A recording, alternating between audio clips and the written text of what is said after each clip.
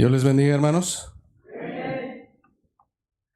Damos gracias a nuestro Señor por un día más en el cual su misericordia es en nuestras vidas.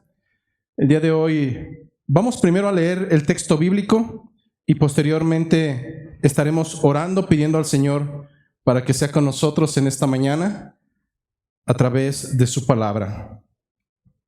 El día de hoy vamos a estar abarcando dos segmentos, la parte final del capítulo número 4 y un porcentaje del primer segmento del capítulo número 5. Dice la palabra de nuestro Señor en esta mañana: y la multitud de los que habían creído eran de un corazón y un alma. Y ninguno decía ser suyo propio nada de lo que poseía, sino que tenían todas las cosas en común. Y con gran poder los apóstoles daban testimonio de la resurrección del Señor Jesús, y abundante gracia era sobre todos ellos. Así que no había entre ellos ningún necesitado, porque todo lo que los que poseían heredades o casas las vendían y traían el precio de lo vendido y lo ponían a los pies de los apóstoles, y se repartían a cada uno según su necesidad. Entonces José, a quien los apóstoles pusieron por sobrenombre Bernabé, que traducido es hijo de consolación, levita natural de Chipre, como tenía una heredad, la vendió y trajo el precio y lo puso a los pies de los apóstoles. Capítulo número 5, versículo 1. Pero cierto hombre llamado Ananías, con Zafira su mujer, vendió su heredad y sustrajo del precio, sabiéndolo también su mujer, y trayendo solo una parte, la puso a los pies de los apóstoles. Y dijo Pedro: Ananías, ¿por qué llenó Satanás tu corazón para que mintieses al Espíritu Santo y sustrajeses del precio de la heredad, reteniéndola? ¿No se te quedaba a ti? Y vendida, ¿no estaba en tu poder? ¿Por qué pusiste esto en tu corazón? No has mentido a los hombres, sino a Dios. Al oír Ananías estas palabras, cayó y expiró, y vino un gran temor sobre todos los que lo oyeron, y levantándose los jóvenes lo envolvieron y sacándolo lo sepultaron. Pasado un lapso como de 3 horas, sucedió que entró su mujer, no sabiendo lo que había acontecido. Entonces Pedro le dijo: dime, ¿vendiste en tanto la heredad?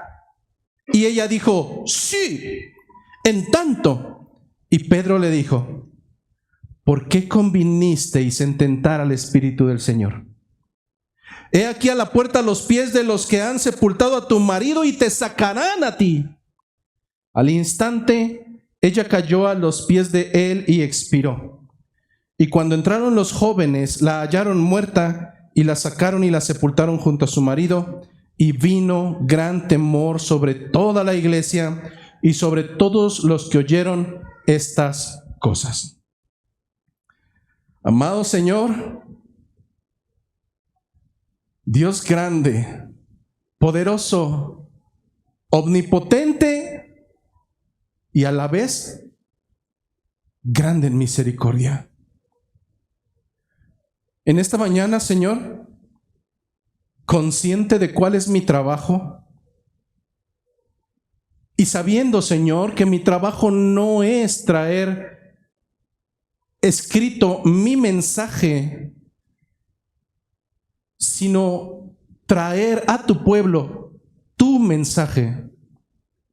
Permite que en esta mañana mis labios se mantengan en fidelidad, buscando traer el consejo que a través de las generaciones ha sido a través de esta carta.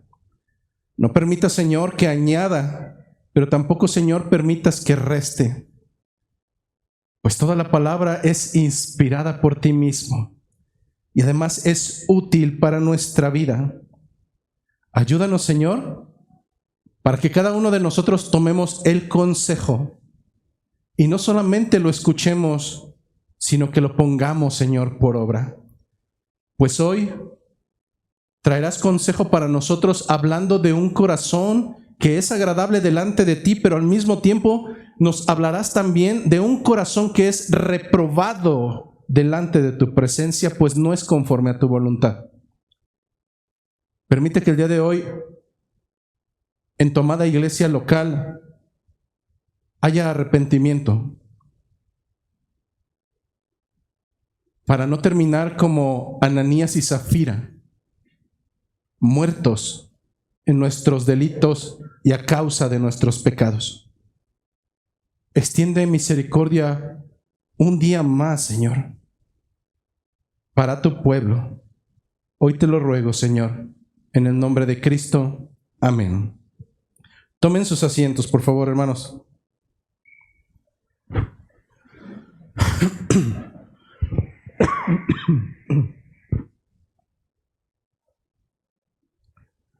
Para nadie es oculto que la historia bíblica se encuentra de un relato que pareciera cíclico en relación a la necedad, a la desobediencia, a la prostitución espiritual de un pueblo que asimismo se determinó como el pueblo de Dios. El Señor trajo para ellos, y fue su voluntad, que a causa de su propio pecado ellos recibieran disciplina en muchos sentidos. Y a través de toda esta disciplina el Señor mostraba una y otra vez su amor hacia ellos. Pues lejos de buscar que se perdieran, el Señor llamaba la atención de cada uno de ellos para que procedieran al arrepentimiento. Hermano, cuando tú detestas a alguien y no te importa, simplemente dejas que se pudra. Pero cuando realmente lo amas, le llamas la atención una y otra vez y extiendes misericordia. Así obramos los padres de familia y así obra nuestro Señor. En este sentido, a lo largo del fundamento escritural encontramos que el Señor renueva sus pactos.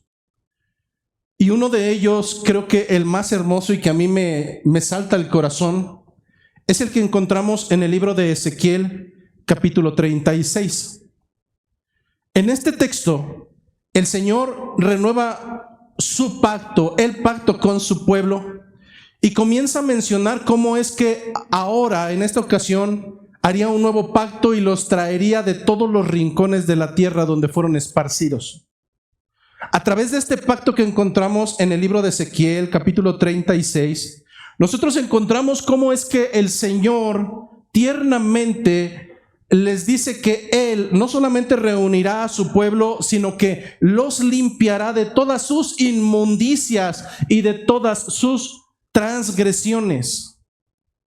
A través de esta profecía dada por medio de Ezequiel, el Señor prometió además algo interesante. El Señor prometió que les daría un nuevo corazón y pondría un espíritu nuevo dentro de ellos, por cuanto ese corazón y ese espíritu no eran conforme a su voluntad. Continúa diciendo la profecía y dejando claridad que el Señor quitaría ese corazón empedernido, entenebrecido, en pocas palabras, un corazón de piedra duro, y el Señor tiernamente pondría un corazón de carne para que de la mano del espíritu que Él depositaría dentro de ellos, su propio espíritu, ellos pudieran fácilmente, nosotros pudiésemos fácilmente andar y caminar en sus mandamientos, en sus estatutos y en sus preceptos, pero no solamente para aprenderlos. Algo interesante que dice la profecía es que Él daría su espíritu para que nosotros pusiéramos esos mandamientos, preceptos y ordenanzas por obra. Un nuevo ser, con un nuevo corazón, con el Espíritu de Dios morando dentro de sí, un corazón conforme a la voluntad de Dios, que ande conforme a su propia voluntad. Lo que nosotros vemos teológicamente hablando a lo largo del libro de Hechos de los Apóstoles es la ejecución, la realidad de esa promesa. El momento había llegado y entonces vemos que Dios no solamente promete, sino es alguien que cumple lo que promete. Dios, a través del principio de Hechos de los Apóstoles, nos muestra que cumple su promesa. Él prometió que daría a su espíritu y haría que morara en los suyos, y así fue aquel día de Pentecostés. Pero no solamente cumplió un porcentaje de aquella profecía. Si el Señor dijo que ese espíritu y ese nuevo corazón los pondría en nosotros para que entonces nosotros pudiéramos obrar conforme a su voluntad, es porque así sucedió, hermano, y así sigue sucediendo. Surgen aquí dos preguntas importantes. Punto número 1. ¿Cómo puedo distinguir, pastor? ¿Cómo puedo distinguir que en verdad mi corazón es conforme a la voluntad de Dios? Muchas veces hablamos del corazón, hablamos acerca de guardarlo, hablamos de las intenciones, hermano, pero el día de hoy responderemos esta pregunta: ¿cómo puedo distinguir que mi corazón es un corazón conforme a la voluntad de Dios y no un corazón de piedra? Y punto número 2, ¿qué tengo que hacer? Pastor, ¿qué tengo que hacer si en esta mañana, después de esta exposición, llego a la conclusión de que mi corazón es un corazón reprobado por Dios? ¿Qué tengo que hacer si en esta mañana salgo con depresión porque me he dado cuenta que en verdad mi corazón no tiene las características de un corazón conforme a la voluntad de Dios? Bueno, hermano, la predicación del Señor no solamente es para identificar nuestras naturalezas caídas, sino para darnos una solución. De tal manera que el día de hoy, a diferencia de otras exposiciones, no solamente te mandaré al infierno. El día de hoy te daré los elementos mediante los cuales el Señor pretende que tengas salvación y vida eterna. Mi trabajo como expositor, a la luz de la tradición de nuestros hermanos reformados, es tratar de identificar cuál es el tema central de estos segmentos escriturales. Y me ponía a meditar y llegaba a esta conclusión: ¿qué quiere decirnos Lucas? ¿Qué quiere decirnos? ¿Qué quiere transmitirnos el autor a través de estos segmentos escriturales? Y llegaba a esta conclusión: el autor nos quiere mostrar que nuestros actos, no nuestra fe, hermanos, no nuestras obras, el autor quiere mostrarnos que nuestros actos son el reflejo de lo que se encuentra en nuestro corazón. Hermanos, podemos justificarnos en la fe, pero si tus obras son desagradables, tu fe entonces es una fe inservible, es muerta, dice Santiago. Así es que para poder llegar a una comprensión del estado de nuestro corazón en esta mañana, de un estado cardiológico espiritual en esta mañana, cómo se encuentra la sanidad de mi corazón conforme a la voluntad de Dios, Lucas utiliza dos ejemplos que son totalmente contrastantes.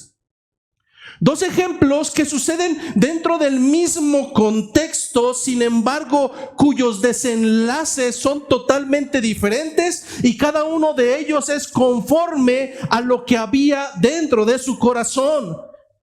Por un lado, nosotros veremos en esta mañana un corazón conforme a la voluntad de Dios.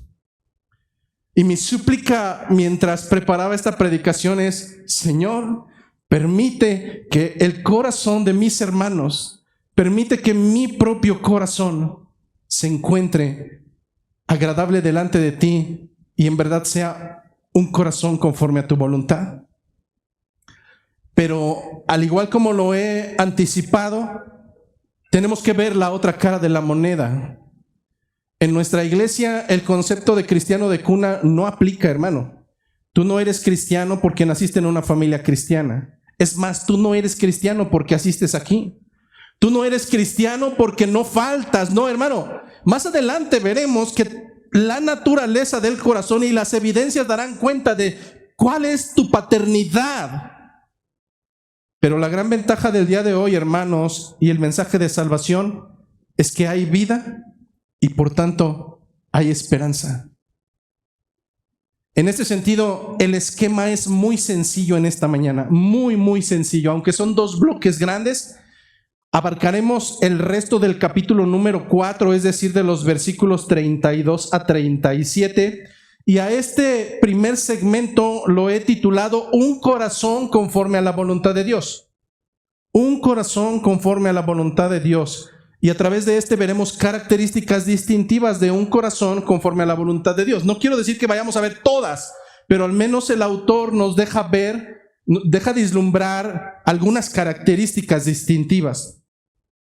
El segundo segmento será el texto que abarca el capítulo número 5, del versículo 1 al versículo 10, y lo hemos titulado Un corazón contrario a la voluntad de Dios. O si quisieras ponerle otro nombre, un corazón que será reprobado por Dios.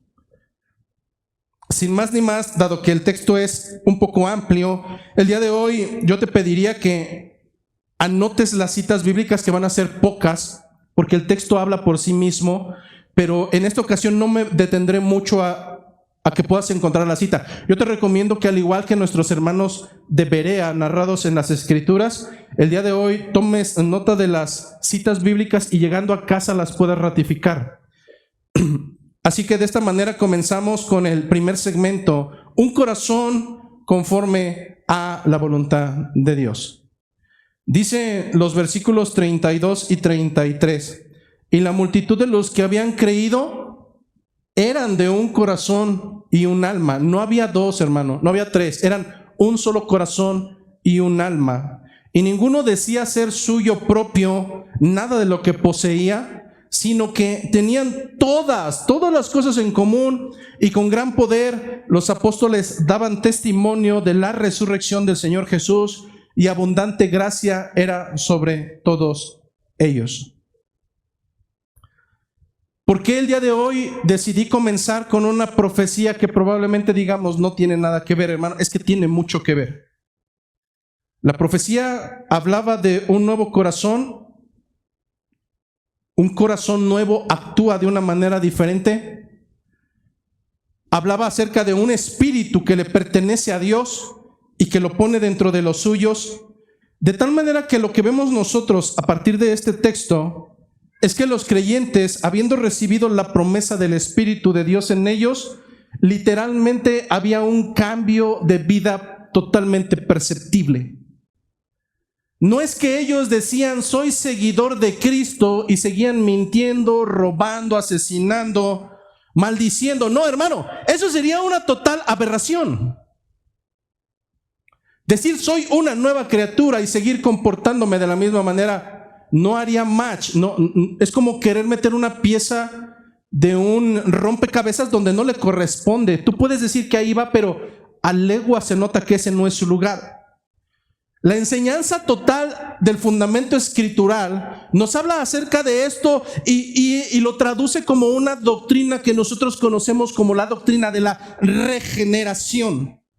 Cuando tú te cortas con algún metal, una herida profunda, el cuerpo humano es tan hermoso que no lo deja expuesto y sujeto a una contaminación, a menos de que tengas alguna carencia dentro de tu organismo. Pero usualmente lo que hace el cuerpo diseñado por Dios es que esa piel llega a regenerarse y vuelve a cumplir su misma función. En este sentido, la carne no se queda muerta, y esto es de lo que hablan las Escrituras. Un nuevo nacimiento, un nuevo corazón.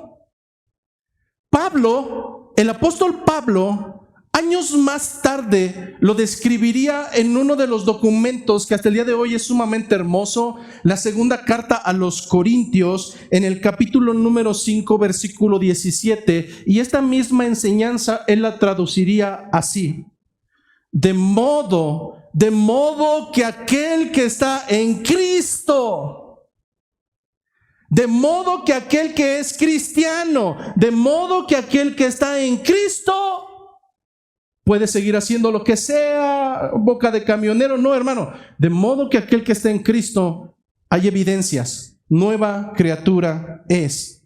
Las cosas viejas pasaron, ¿eh? Aquí todas son hechas nuevas. De tal manera que lo que están experimentando nuestros hermanos en la recepción del Espíritu trae consecuencias que son perceptibles mediante su actuar.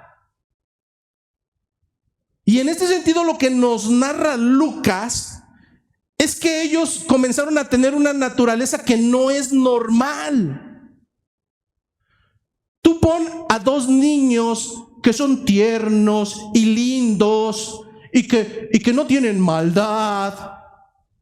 Pon a uno de ellos en un cuarto con todos sus juguetes y no tendrá en consideración sus juguetes. Está harto, está aburrido. Pero pon a ese niño con todos sus juguetes y mete a ese cuarto a otro niño y comenzó la Tercera Guerra Mundial. Porque lo que antes no estimaba, ahora es mío, no, mío. ¿Por qué? Porque la naturaleza perversa y maligna del corazón tiene esta primer característica que es envidia. Naturalmente el hombre no procede a esta primer característica de un corazón conforme a la voluntad de Dios, que es la generosidad. Lo que comenzamos a ver en nuestros hermanos es algo no natural, pues ellos ya no veían lo suyo como propio, sino que lo veían como parte de la comunidad. La primera característica luego entonces es el antónimo de avaricia, y esa primera característica del corazón conforme a la voluntad de Dios es un corazón generoso, naturalmente generoso. Ese corazón conforme al corazón de Dios es capaz de evitar decir esto es mío. Por el contrario, esta primera característica de un corazón conforme a la voluntad de Dios busca que sus pertenencias sean de provecho para el bien de sus propios hermanos. Aquí es donde empezamos con un poco de duda. De seguro ya vamos a empezar a hablar de dinero. No, hermano, estamos hablando de una característica. Hasta el momento nadie ha hablado acerca de capacidades económicas, pero lo que vemos es que esto suena sumamente complicado. ¿Por qué? Porque nuestra naturaleza es avariciosa. Es mi auto, es mi casa, es mi ingreso, es mi comida. Si te suena complicado, así lo es, humanamente así lo es, pero estamos hablando de que estos corazones son regenerados y por tanto su naturaleza no es como el resto de los demás. Ahora recordamos que la petición, hermanos, aparte de que llega el cumplimiento de esta profecía, recordemos que nuestros hermanos habían pedido algo delante del Señor. Y su oración previa a estos versículos había sido la petición de que les diera valentía, porque había amenazas y ellos no pidieron que las amenazas fueran borradas. Ellos pidieron: Señor, danos valentía en medio de estas amenazas. Concede a tus siervos que hablen con valentía tu palabra. Y lo que vemos es que el Señor contesta a un corazón que es conforme a su voluntad. Lo que vimos la semana pasada es que el Señor concedió esta petición de manera inmediata. ¿Y por qué lo menciona, pastor, si estamos viendo las características de un corazón conforme a la voluntad de Dios? Hermano, es que Lucas lo vuelve a retomar como si fuera la carne del sándwich, porque primero nos habla de el desprendimiento y después nos habla de que aquellos hombres comenzaron a predicar valientemente el evangelio y después nuevamente nos habla del desprendimiento. ¿Qué es lo que dice conforme a esto?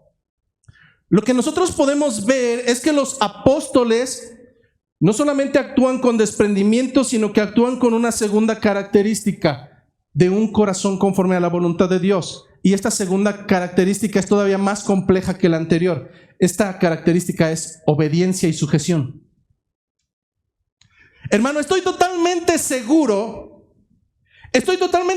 que si en este momento alguno de nuestros hermanos en Cristo estuviera pasando por alguna necesidad e hiciéramos una vaquita o hiciéramos una ofrenda, meteríamos nuestra mano y diríamos, a ver, la de a 5 o la de a peso, y decimos, ya aporté. En ocasiones no es tan complicado desprendernos de lo que nos sobra.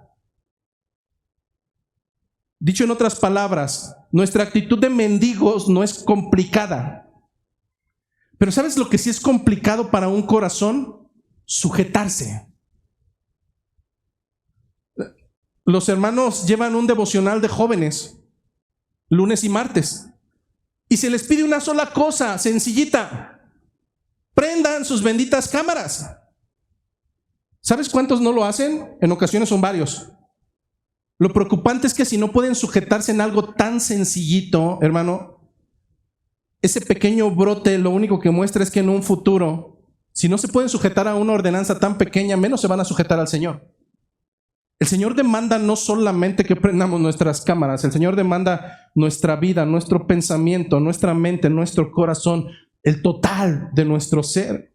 Lo que están haciendo nuestros hermanos en Cristo es, y lo que podemos identificar es que ellos tienen un corazón conforme a la voluntad de Dios, porque literalmente se sometieron en humildad al mandato del Señor y por tanto ahora están actuando con valentía, teniendo en consideración que no es una valentía personal, no es una valentía propia, es una valentía que proviene del Espíritu, que ahora mora en ellos y que por esa razón ahora pueden no solamente desprenderse de sus bienes, sino sujetarse en obediencia a los mandatos de su Señor.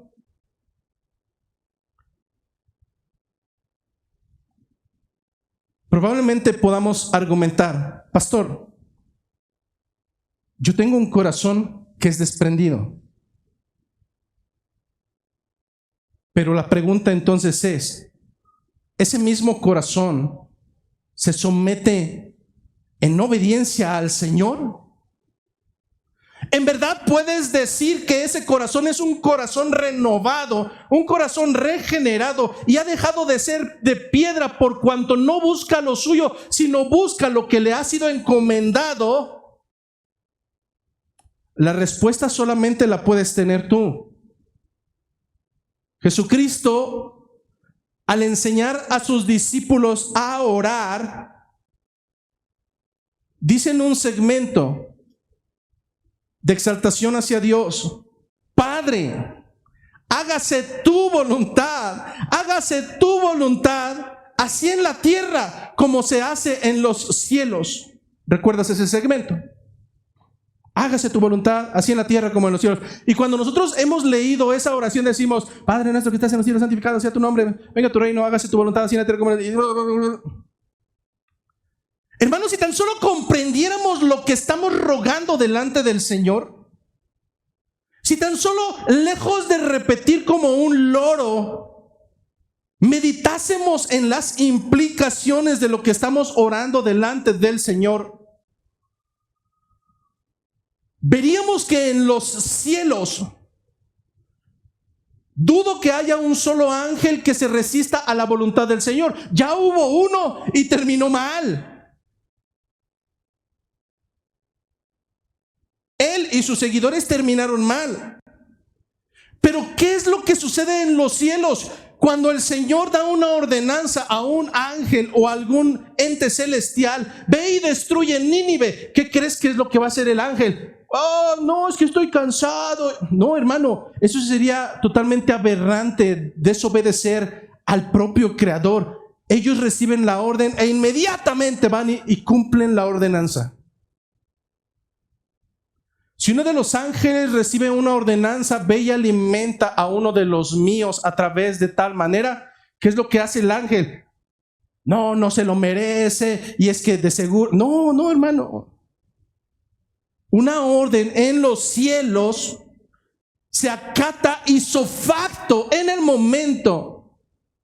Un corazón conforme a la voluntad de Dios es un corazón que se sujeta.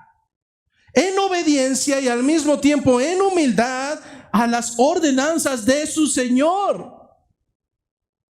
Jesús habría ordenado en su ministerio terrenal a los suyos la expansión del evangelio.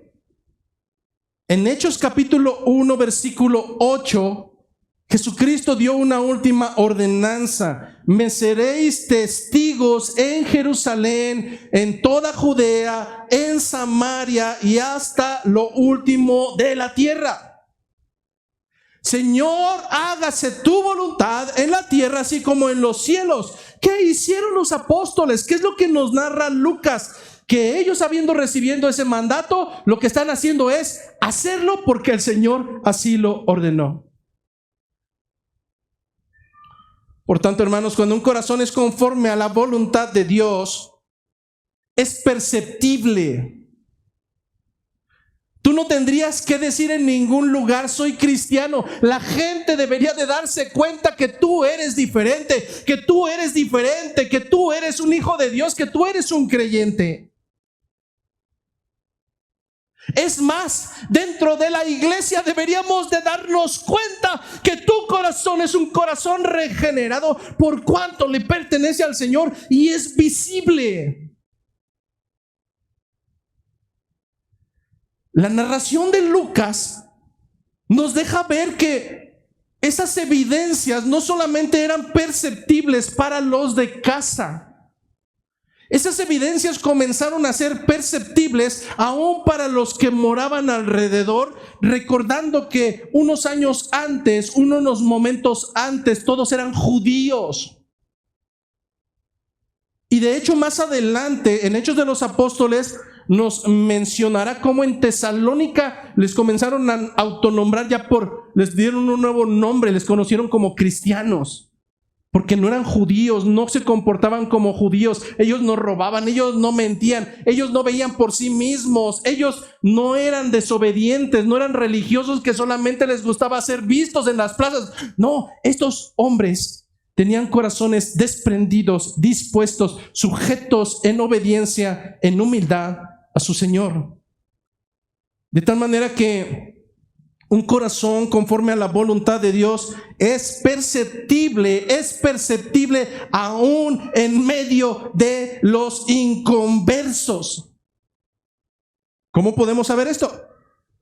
Es que en el versículo 33 del texto base, la segunda parte, nosotros podemos ver algunas sencillas palabras que nos lo dan a comprender. Dice que abundaba gracia, que abundante gracia era sobre todos ellos.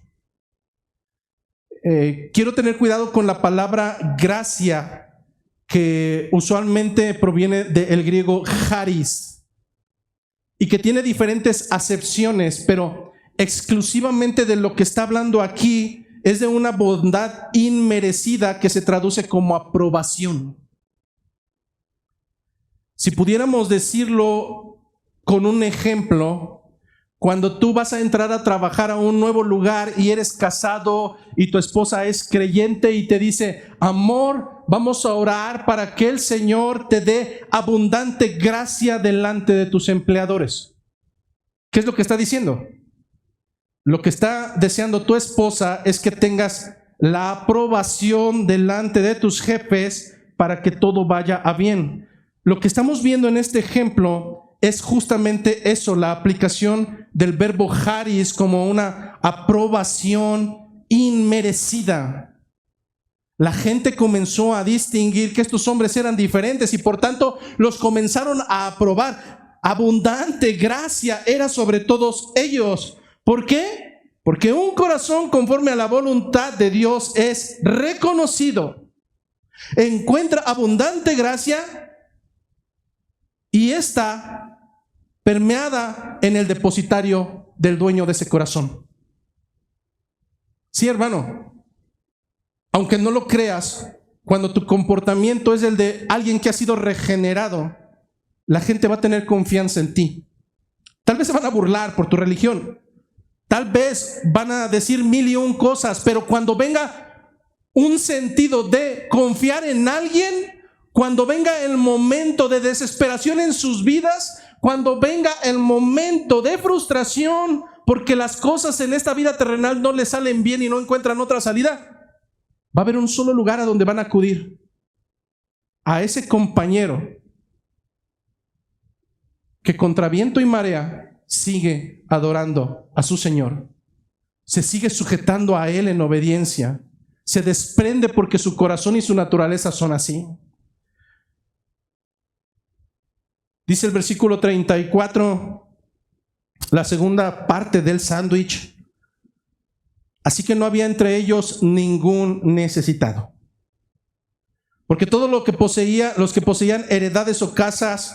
¿Qué es una heredad? Una heredad es una herencia de un terreno para labrar en aquel entonces. Porque todos los que poseían heredades o casas las vendían y traían el precio de lo vendido y lo ponían a los pies de los apóstoles, y se repartía a cada uno según su necesidad. Todavía el día de ayer meditaba cómo tener cuidado con este versículo, porque es un versículo, creo que conocido entre los creyentes, mayormente en las iglesias apóstatas de la prosperidad, donde se utilizan versículos como estos.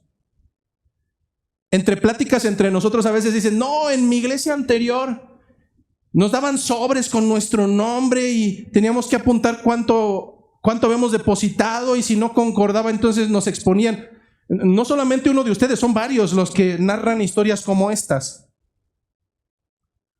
O que al final del año o el mes determinaban y hacían cuentas para ver si realmente habías, de todos tus ingresos que reportabas, realmente habías aportado durante el año el 10% como mínimo, y si no, eras expuesto públicamente por pecador. Paréntesis, a veces me pregunto cómo allá eran bien dóciles y aquí son bien bravos, pero bueno, ya cerramos el paréntesis. No, hermano, este versículo no es para eso.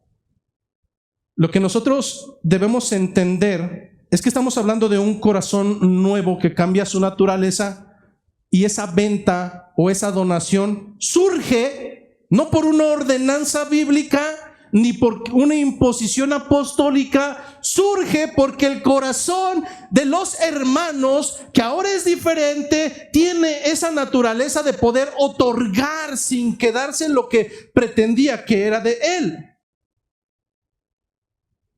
Yo sé que en algunas iglesias, aludiendo a la imitación de los primeros creyentes, dicen: ellos vendían sus cosas y sus casas, vende la tuya. ¿No tienes para el diezmo? ¿Cómo no? Ahí tienes una casa, véndela y me das el 10%. Suena de risa, ¿verdad? Pero no es así. Sucede, hermano, y sucede en cientos y millones de iglesias hoy en día, que no son iglesias, son cuevas de Satanás. Si eso no es lo que me dice el texto, entonces esa no es la interpretación correcta. La respuesta es no. No en este segmento, pero más adelante, y por eso opté por tomar el primer segmento del capítulo 5. Más adelante, el mismo Pedro nos dará entendimiento que la venta de las propiedades en aquel entonces era voluntaria, no obligatoria. Por tanto, ten tranquilidad. Si tu corazón es perverso y ambicioso, no estoy predicando para que vendas tus cosas o para que des a la iglesia. No, eso nace del corazón. Así es que saliendo no vayas y vendas tus propiedades, hermano. Mejor cuestiónate si realmente tu corazón es conforme a la voluntad del Señor. Porque cuando en el corazón duele desprenderse, porque cuando tú puedes estar comiendo en tu mesa y tener tranquilidad mientras tu hermano en Cristo no ha comido en 2 días, algo no anda bien. Y no es necesario que vendas nada. Pero de verdad, hermano, si tú puedes dormir tranquilo y comer deliciosamente, gastando incluso de más, mientras uno de tus hermanos en Cristo sabes que no ha comido, algo anda mal en tu corazón. Lucas cierra esta primera parte con un ejemplo real. No lo deja solamente en un plano académico. Lucas cierra con un ejemplo real de un corazón que es conforme a la voluntad de Dios. Y es por eso que nos narra en el versículo número 36 lo siguiente. Entonces, José, a quien los apóstoles pusieron por sobrenombre Bernabé, que traducido es hijo de consolación, levita natural de Chipre, como tenía una heredad, la vendió y trajo el precio y lo puso a los pies de los apóstoles. Hermano, este ejemplo es sumamente hermoso y a veces la gente se pregunta, alguna vez alguien me dijo, oiga, es que en las escrituras en el Antiguo Testamento se menciona un libro que es el libro de Geser y no está incluido dentro del canon bíblico. ¿Qué crees? Que si el Espíritu de Dios no le plació que este libro fuera dentro del canon bíblico, debe de haber una razón. Y no para que salgas a buscarlo o a comprarlo, porque sí existe uno, pero es apócrifo y tiene enseñanzas muy, muy malas. Pero lo que sí estoy totalmente seguro es que toda palabra que existe dentro del canon de los 66 libros tiene una razón de ser. Y yo me cuestionaba por qué es que nos da características de este hombre. ¿A mí qué me importa cómo se llama? ¿A mí qué me importa qué sobrenombre le pusieron? Incluso pudiera decir inmaduramente, ¿a mí qué me interesa que sea de la tribu de Leví? ¿Y qué me interesa que sea de una isla llamada Chipre? Hermano, es que si el Espíritu de Dios permitió que esas palabras fueran escritas, es porque deben de traer algo a nuestra enseñanza y a nuestras vidas. Y es donde quiero entrar de una manera muy general. Este hombre, el cual es un ejemplo de un corazón conforme a la voluntad de Dios, tiene diferentes características. Su nombre es José. Sin embargo, dentro de los primeros creyentes, incluyendo a Jesucristo, que ponía sobrenombres, esa era una práctica usual. Pero lo más interesante es que los sobrenombres eran alusión a la naturaleza nueva de la persona. Si te ponían hijo del trueno, preocúpate. Pero a este hombre, viendo su naturaleza, deciden cambiarle el nombre. Ya no te llamarás José, ahora te llamarás Bernabé. De tal manera que lo que vemos previamente es que su propia naturaleza ya era conocida de los hermanos, porque su nombre Bernabé traducido es hijo de consolación. Cuando nosotros vemos el nombre Bernabé, hijo de consolación, viene de la palabra griega paráclesis. ¿Y eso qué, pastor? Si esto no es una clase académica. Es que es bien hermoso, hermano, porque la palabra paráclesis o consolación, hijo de consolación, proviene de la raíz etimológica de paráclitos, el nombre otorgado al Espíritu de Dios. La naturaleza de este hombre llamado Bernabé era una naturaleza que provenía del Espíritu de Dios. Hablar acerca de alguien que brinda consolación, es probable hablar de alguien que cuando te acercabas a él, era de esas personas que sentías que te hacían descansar y te brindaban un alivio. Yo no sé si has conocido hermanos de esos, pero hay hermanos que cuando los visitas, hay personas que cuando te reúnes con ellas sales hasta molesto, enojado, harto y dices, ay, no, tus pláticas ya me tienen nada que ver con el Señor, nada que ver con el Espíritu Paráclitos. Pero hay hermanos, y hasta el día de hoy, en mi corazón recuerdo a uno de ellos llamado Víctor Rosales. Dios lo puso. Y siempre que había un momento de dolor en el corazón, siempre que había alguien que nos dañaba y nos sentíamos tristes, frustrados, yo no pudiera decir mágicamente, pero siempre aparecía ese hermano.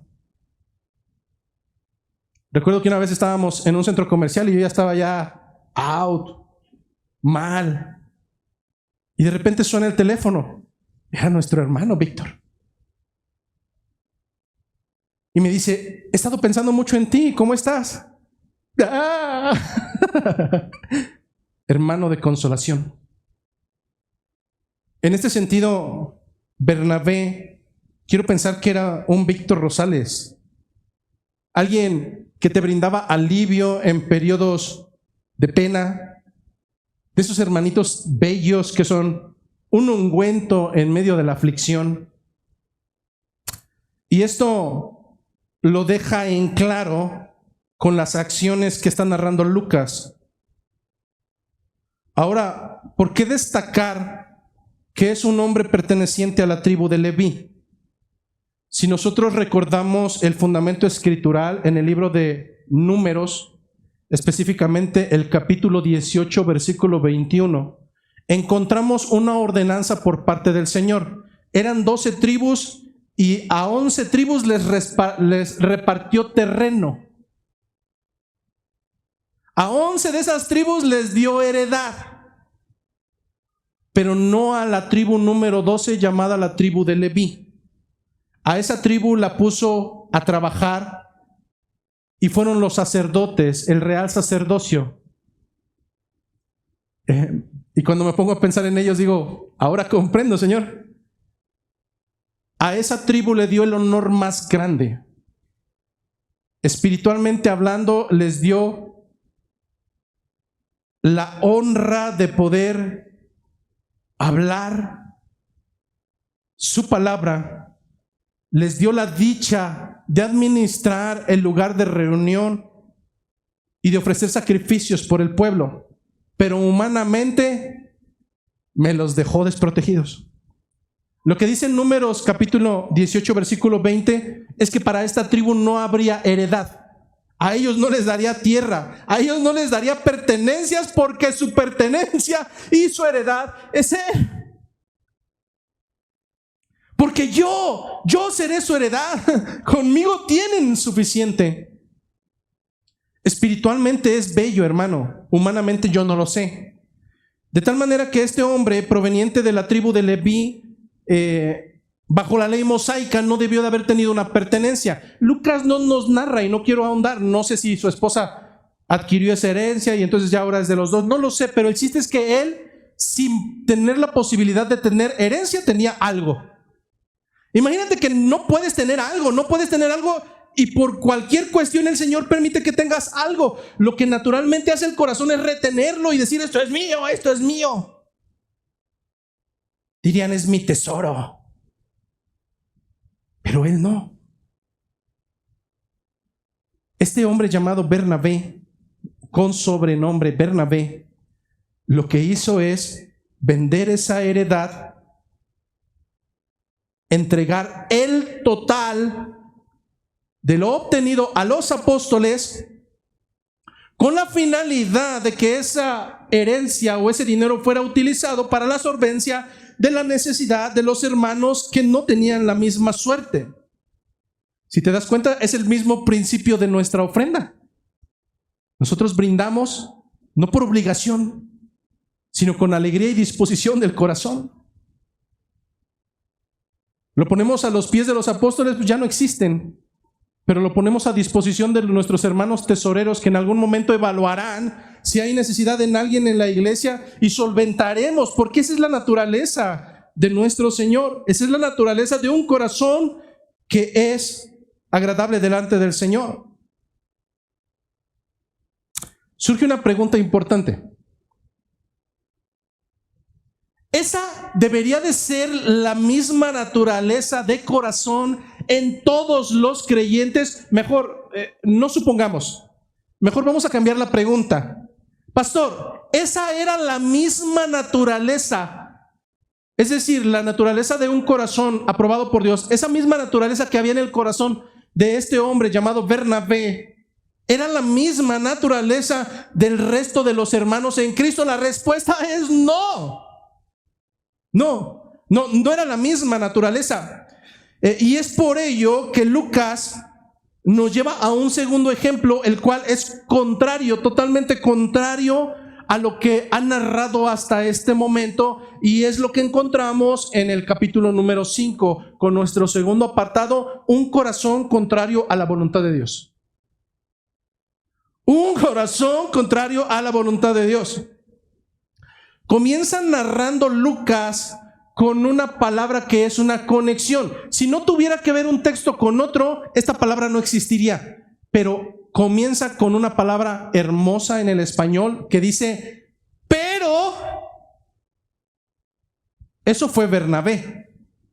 Eso eran los hermanos que tenían un corazón conforme a la voluntad de Dios. Pero nos abre el preámbulo para otro tipo de escena.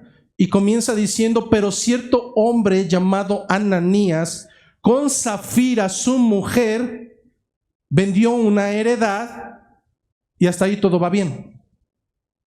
Pero lo siguiente no es correcto. Y sustrajo del precio, se quedó con una parte, sabiéndolo también su mujer. Y trayendo solo una parte, la puso a los pies de los apóstoles.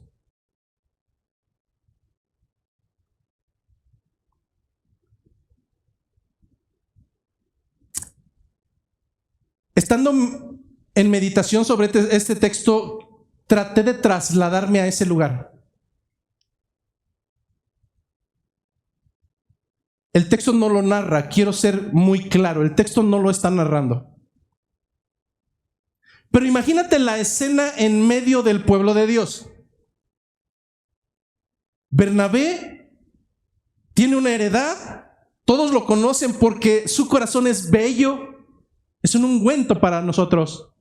Pero ese día nos sorprende y llega y se levanta y llega hasta acá y dice, hermano, quiero dar el total de lo que he vendido para que lo reparta en medio de los hermanos. Uy, hermano, yo creo que todos nos daríamos cuenta, aunque lo guardáramos en silencio, todos nos daríamos cuenta y saldría a la luz. ¿Y qué haríamos?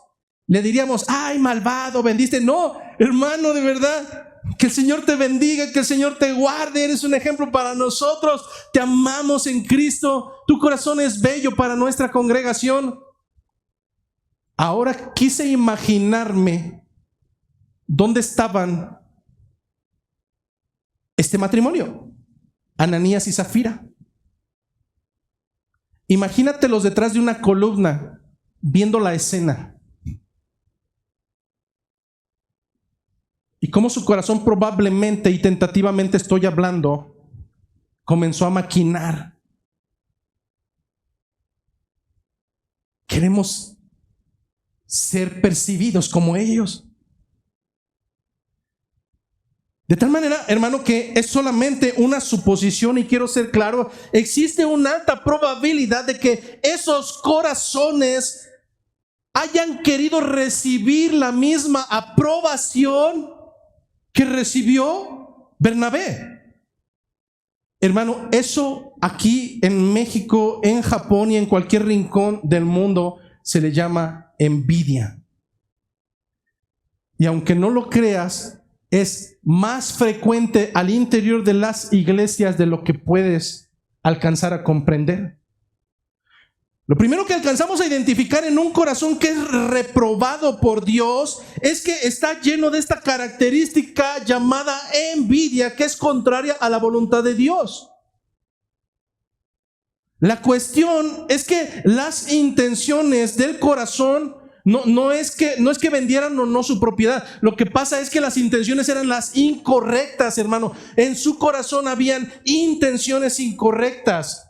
Lo que quiero decir es que alguno de nosotros puede haber permanecido aquí durante muchos años y al final dio cuentas que sus intenciones, aun cuando estaba aquí, aun cuando hacía cosas, aun cuando aportaba, al final dimos cuenta que sus intenciones eran incorrectas. Es que no está mal obrar de manera correcta, sino si esas obras correctas traen como preámbulo o trasfondo intenciones que delante del Señor son reprobadas. ¿Qué pasa con la esposa?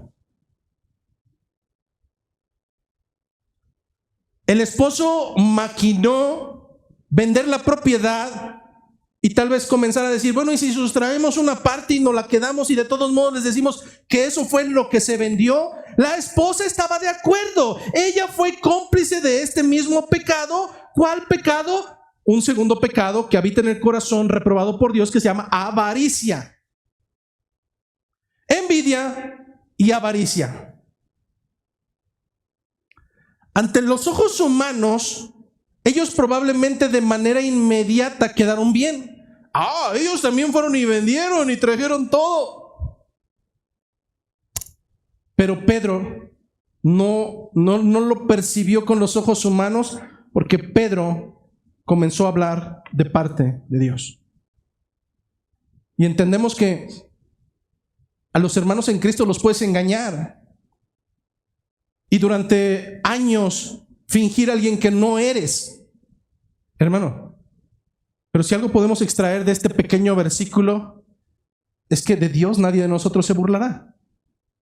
Comienza a narrar Lucas diciendo que dijo Pedro en el versículo 3: Ananías, ¿por qué llenó Satanás tu corazón para que mintieses al Espíritu Santo y sustrajeses del precio de la heredad? Lo primero que probablemente diríamos bajo una doctrina errónea, cuando pecamos, cuando robamos, cuando mentimos, cuando apuñalamos, decimos: fue el enemigo. No, hermano, tengamos mucho cuidado con esto.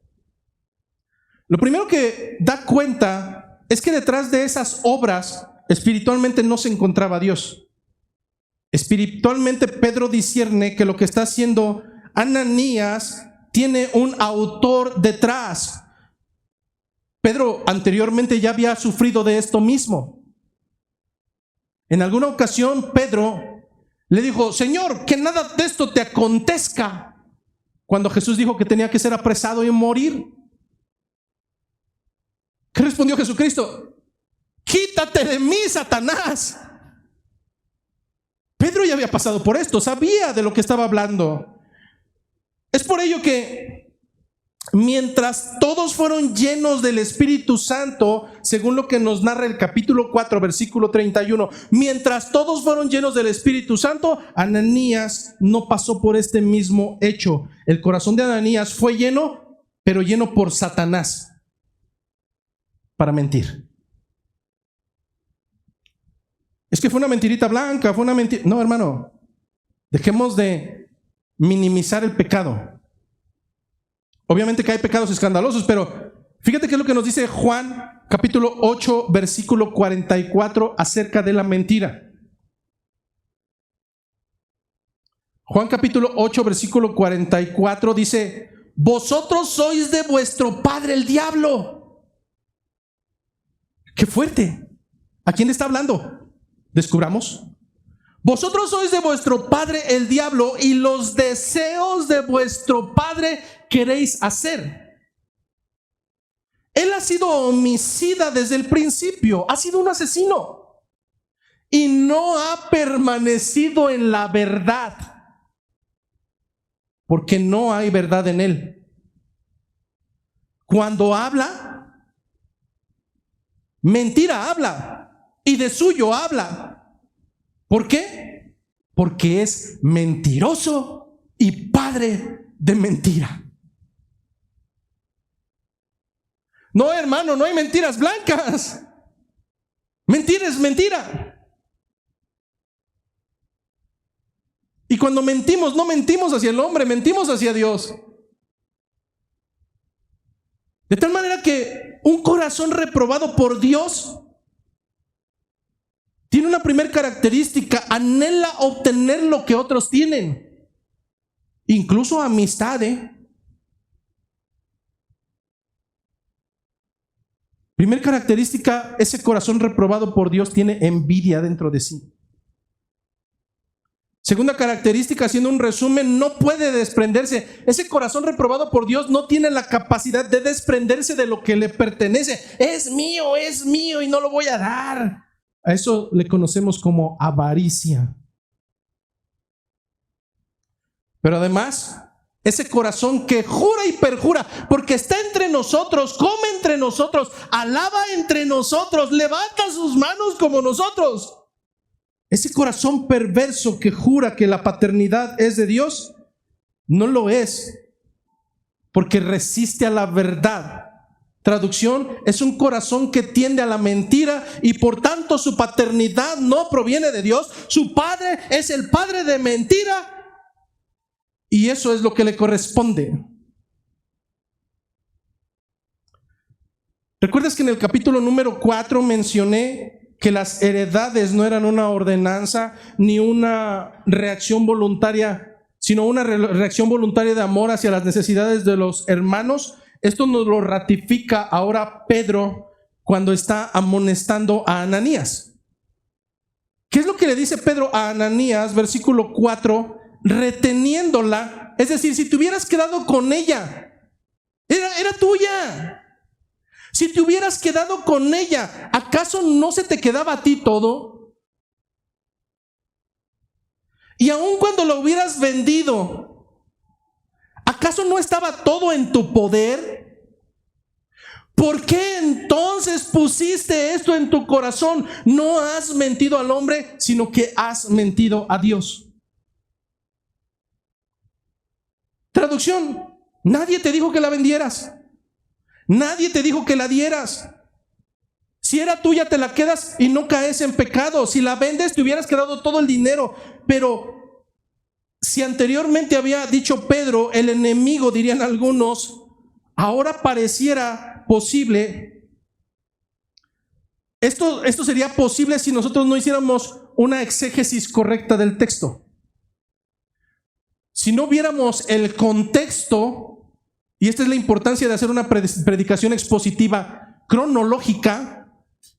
Si nosotros nada más nos hubiéramos quedado hasta el versículo previo, diríamos: sí, yo no violo, es el enemigo. Yo no miento, es el enemigo. Yo no adultero, es el enemigo. Yo no robo, es el enemigo. No, hermano, este versículo es hermoso y es central, porque si bien Satanás llenó el corazón de Ananías, Ananías tenía la capacidad de arrepentimiento, pero no lo hizo así. ¿Acaso, hermano, cuando vas a mentir, no sabes que eso es incorrecto? Por supuesto que lo sabemos. ¿Acaso cuando vas a murmurar en contra de otra persona que no se encuentra presente, acaso no sabes que eso es incorrecto? Pero es bien curioso, porque cuando le caemos a alguien en murmuración, dice: no solamente estaba hablando con el hermano para que me diera un consejo. Bienvenido, pequeño bravucón, eso es murmuración y es pecado delante del Señor.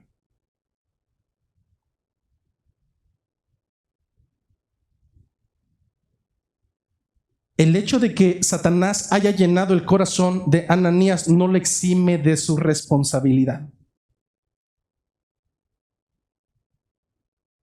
¿Por qué pusiste esto en tu corazón? ¿Por qué pusiste esto en tu corazón?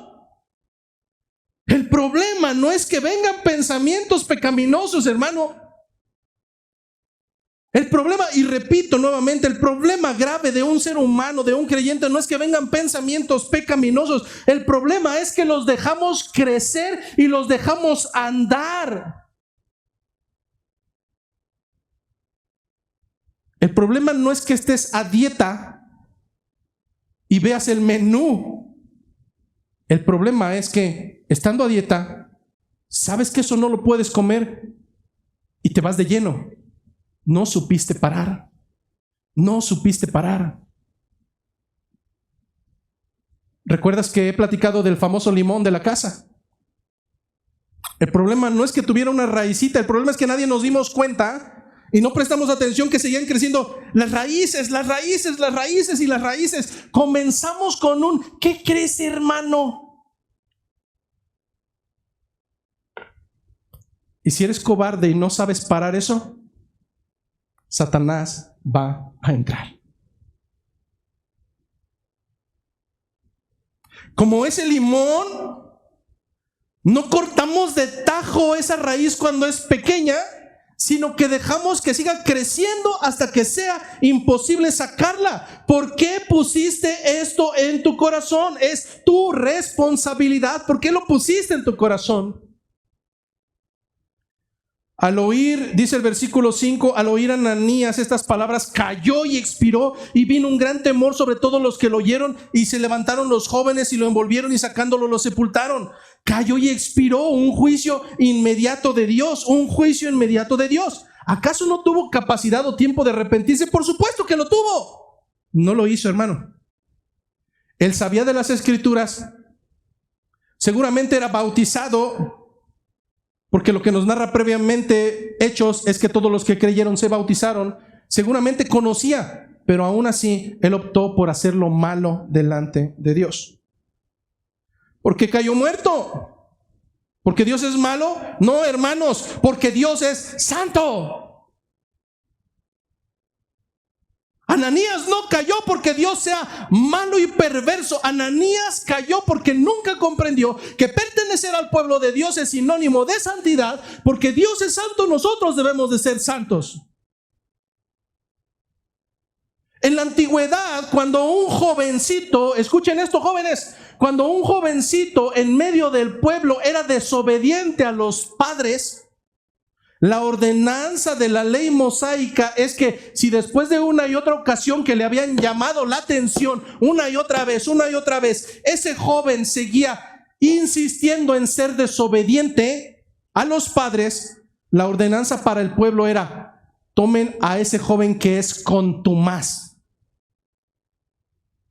llévenlo fuera del pueblo, llévenlo, sáquenlo de en medio del pueblo y mátenlo a pedradas. Ay, Señor, gracias a Dios que esa ley no aplica para nosotros. Ya tendríamos aquí 2 o 3 apedreados. Pero el fundamento escritural se centra en algo que tal vez no hemos comprendido. No seguimos a un juez corrupto. No seguimos a un Dios solapador. No estamos delante de un Dios permisible. Estamos delante de un Dios que a la voz de los ángeles es no solamente santo, es el culmen de la santidad. Él es santo, Él es santo, Él es santo. Y por tanto, su pueblo debe de caminar de la misma manera. Cualquiera de los presentes en aquel momento pudo haber dicho: wow, Dios ya no está en medio de nosotros, o su amor se acabó. No, hermano, cuando Dios ama a su iglesia, la limpia de los perversos. Cuando Dios ama a su iglesia y busca mantenerla en santidad, la limpia de los perversos. Ese fue el mismo sentido desde la antigüedad y sigue siendo hasta el día de hoy. Porque su voluntad guía a su iglesia. Por tanto, la disciplina impartida por Dios tiene el propósito de mantener la pureza de su iglesia. Su disciplina busca mantener la pureza en su iglesia, y ante la disciplina impartida por Dios viene entonces un gran temor. No es que decimos, ahí viene Dios. No, hermanos, estamos hablando de un concepto que se menciona en las Escrituras, en el libro de Proverbios, un temor reverente que nos insta a no replicar las características de un corazón que es contrario a la voluntad de Dios. Como experto en recursos humanos, también muchas veces en empresas he tenido jefes. Y he tenido jefes que han sido déspotas, malandros, hijos de Satanás. Pero también he tenido jefes que han sido éticamente correctos, moralmente justos. ¿Qué hago yo cuando dentro de la industria comienzo a tener gente a cargo? Sencillo, hermano. O replico lo malo o replico lo que es correcto. Es mi decisión, no la de Satanás. Es mi decisión. Es lo que había en las manos de Ananías. Pero su corazón era perverso y le pertenecía a otro. Lo que nos dice Proverbios 4:20 acerca de este tema del corazón es lo siguiente: hijo mío, está atento a mis palabras, inclina tu oído a mis razones, no se aparten de tus ojos, guárdalas. ¿En dónde? Guárdalas en medio de tu corazón. ¿Por qué? Porque son la vida a los que las hallan y medicina a todo tu cuerpo. Sobre toda cosa, dale la prioridad. Sobre toda cosa guardada, guarda tu corazón. Guarda tu corazón, porque de él mana la vida. Aparta de ti la perversidad de la boca y aleja de ti la iniquidad de los labios. Tus ojos miren lo recto y diríjanse tus párpados hacia lo que tienes delante. Examina la senda de tus pies y todos tus caminos sean rectos. No te desvíes a la derecha ni a la izquierda. Aparta tu pie del mal.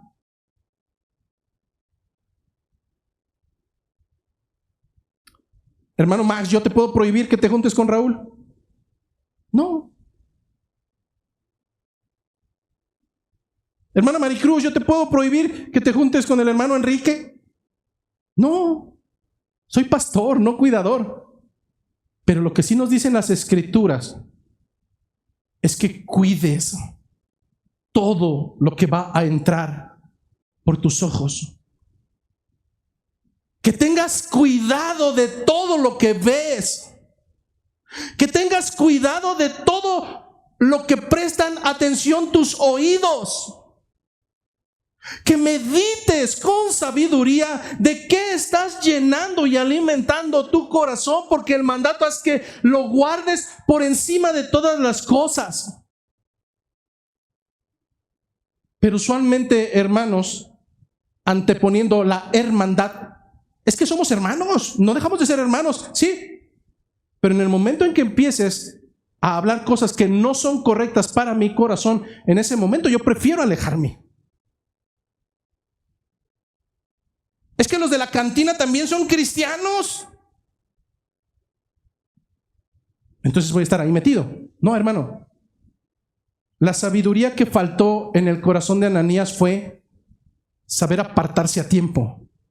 Y hubo un momento en que ya no fue posible. Pero si esto sucedió con Ananías, fíjate qué es lo que pasó con su esposa. Versículo 7, pasado un lapso como de 3 horas, sucedió que entró su mujer, no sabiendo lo que había acontecido. Entonces Pedro le dijo: dime, ¿vendisteis en tanto la heredad? Y ella dijo: sí, ¿en tanto? Y Pedro le dijo: ¿por qué convinisteis en tentar al Espíritu del Señor? He aquí a la puerta los pies de los que han sepultado a tu marido, y te sacarán a ti también. Al instante ella cayó a los pies de él y expiró. Y cuando entraron los jóvenes, la hallaron muerta y la sacaron y la sepultaron junto a su marido. Y vino gran temor sobre la iglesia y sobre todos los que oyeron estas cosas.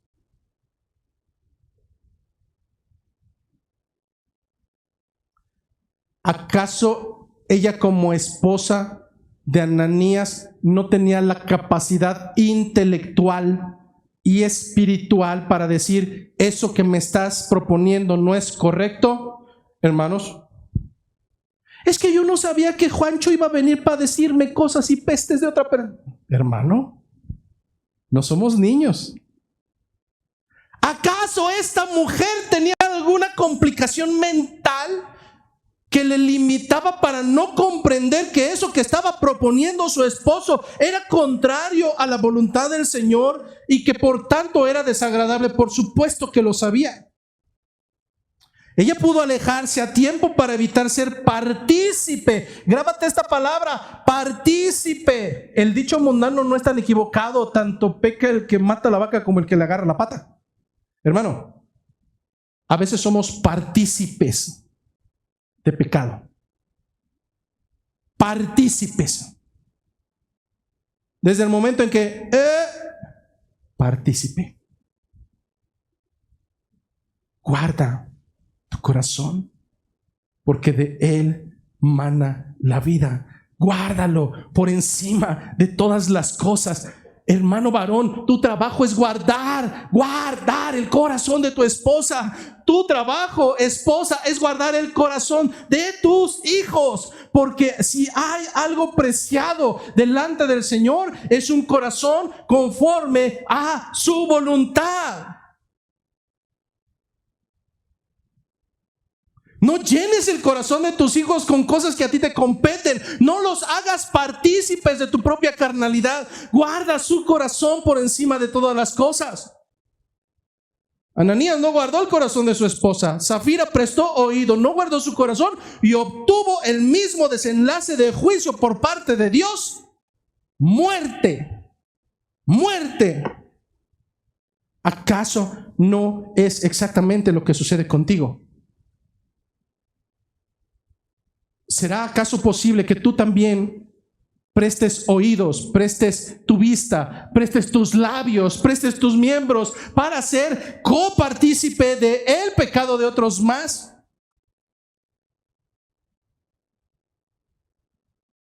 Es necesario, hermanos, que aprendamos a parar de tajo.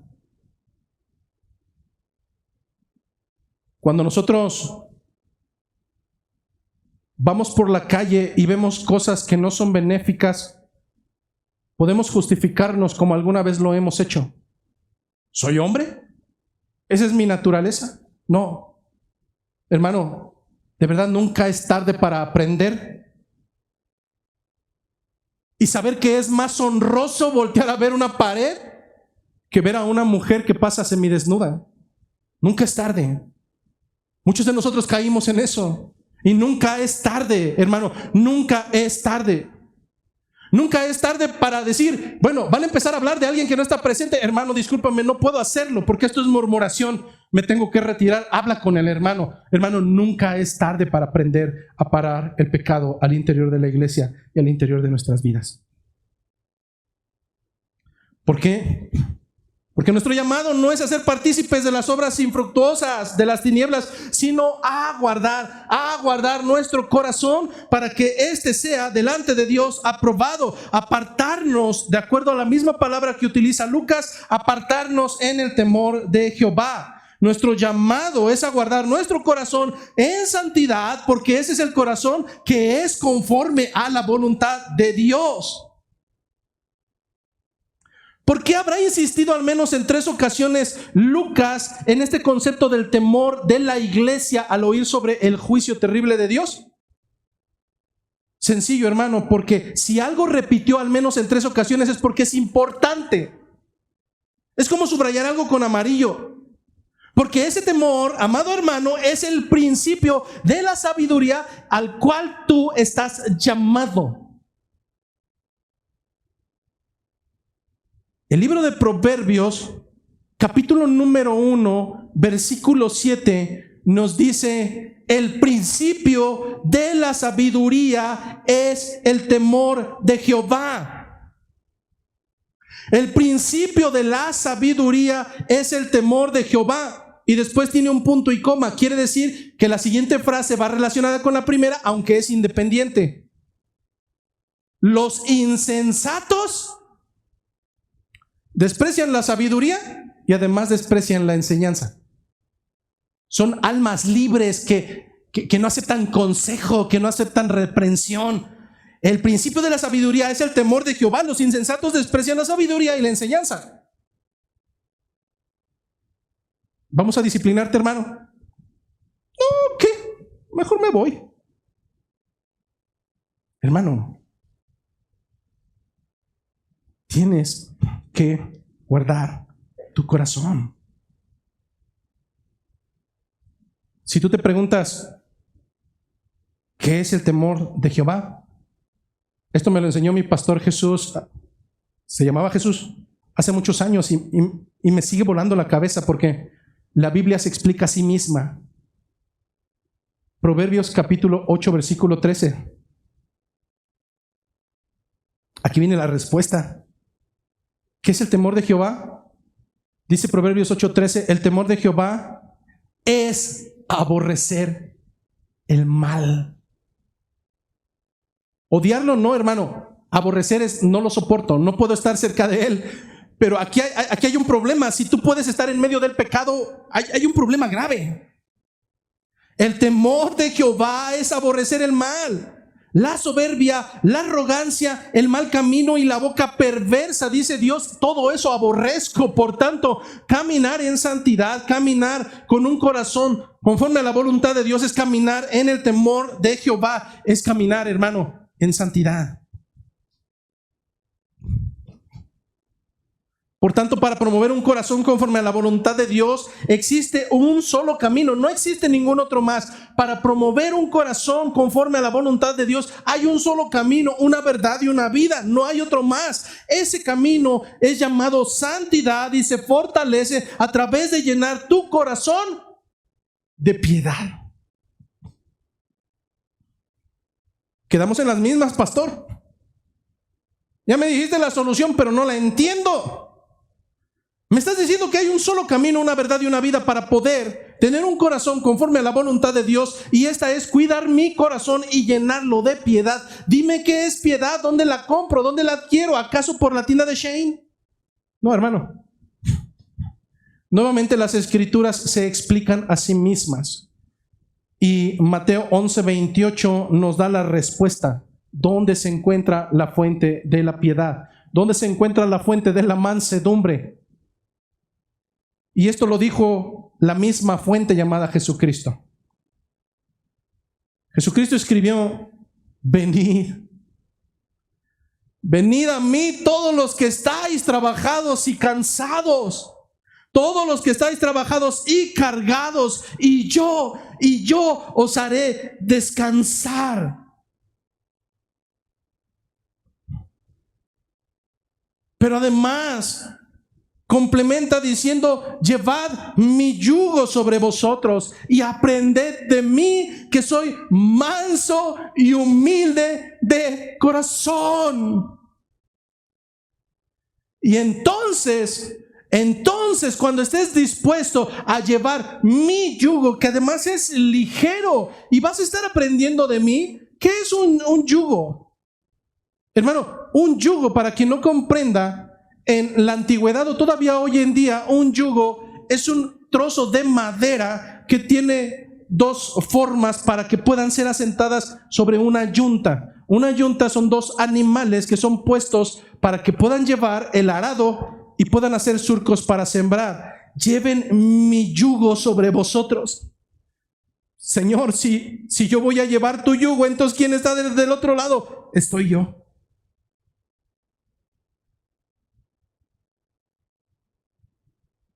Traducción: camina conmigo, anda conmigo, y entonces aprenderás quién soy yo, cómo soy yo, y esto será parte de tu vida. Entonces guardarás tu corazón y tendrás, al igual que yo, un corazón manso y un corazón humilde. Y además, por si fuera poco, con todas esas tribulaciones que vienes cargando, encontrarás descanso para tu alma.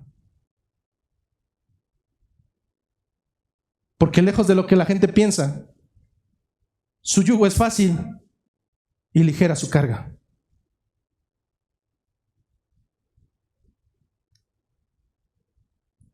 Al final de esta predicación, yo no sé si realmente puedes decir: mi corazón es conforme a la voluntad de Dios. No lo sé. Pero si aún hay rezagos de un corazón que es contrario a la voluntad del Señor, en esta mañana te tengo que decir, hermano, que hay esperanza.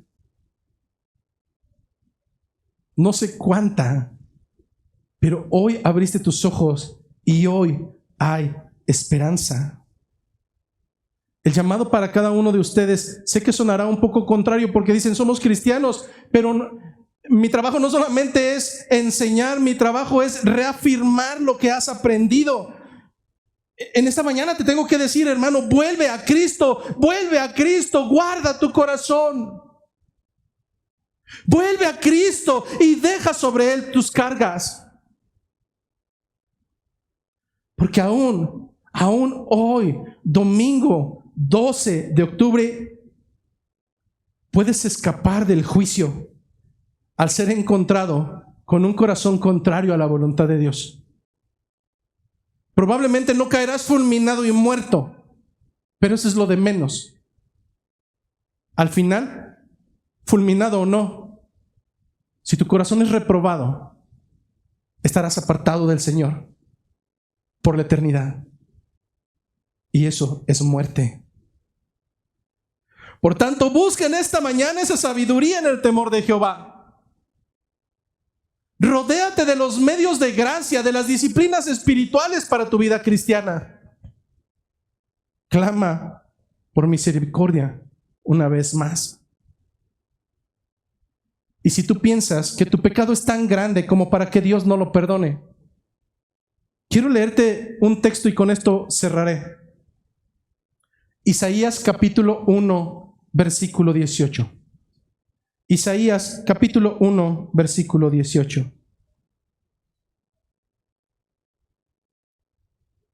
Venid luego, dice Jehová, y estemos a cuentas. Venid y pónganse a cuentas conmigo, dice el Señor.